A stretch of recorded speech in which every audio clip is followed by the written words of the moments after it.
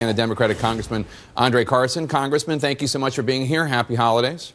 Thank you. Thank you. You as well. So are you encouraged to see Mr. Trump, President-elect Trump, taking these small steps to try to close his foundation? Well, certainly. I think that the job of commander-in-chief requires a full-time attention, and he should not be distracted by trying to run an NGO or a nonprofit.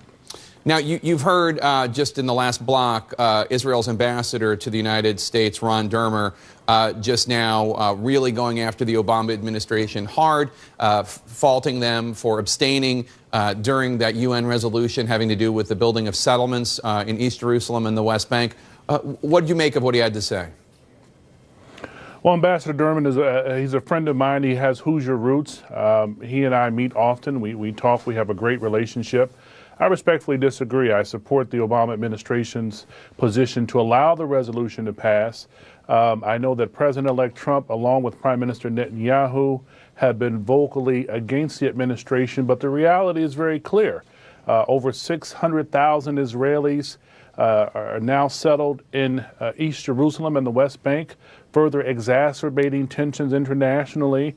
And this is fuel to the fire for those extremist groups who have used this reality as a talking point for further recruitment, to further expand their narrative against Jewish brothers and sisters, against the international and global community. So I think that if we're honest about creating a two-state solution, something in which President Clinton almost secured, if we're serious about this effort, we have to really realize, as the administration has said, the current administration, that these settlements are illegitimate, and we have to do something about it.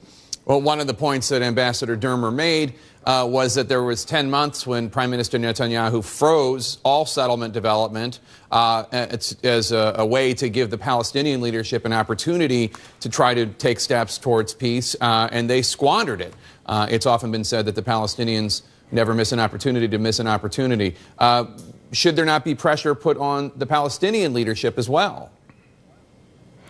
I think that within the Palestinian leadership, there is a great degree of conflict and people trying to decide who's going to lead the effort. I think we've seen pockets of resistance from the BDS movement, and we've seen pockets of resistance on college campuses. But internationally, I think the global community is taking a stand in a very real way and saying enough is enough. We have to do something to at least create a Palestine that is a cohesive entity, if not a state, in a way that could tamper down on growing terroristic efforts. Mr. Trump said that the U.S. should greatly expand its nuclear capability. You're on the House Intelligence Committee. What did you make of that? Well, I think that, talking about expanding our nuclear capability is always a controversial issue, given the realities from the Cold War. However, we live in a world where human nature is very real, and there's a fight for global dominance. We do not want to spark a nuclear arms race with Russia or even China, but it is true that both of those countries that I mentioned see themselves as a global superpower, and if they could in many ways knock off the United States, they would do so. So I think that there are some legitimate concerns in terms of expanding our efforts to the point where we're able to protect ourselves, but not doing so at the expense of world peace. But the reality is that when you're dealing with human nature, you have to be armed at all times. Congressman André Carson, Democrat of Indiana, thank you so much. Appreciate your time, sir. Thank you, sir.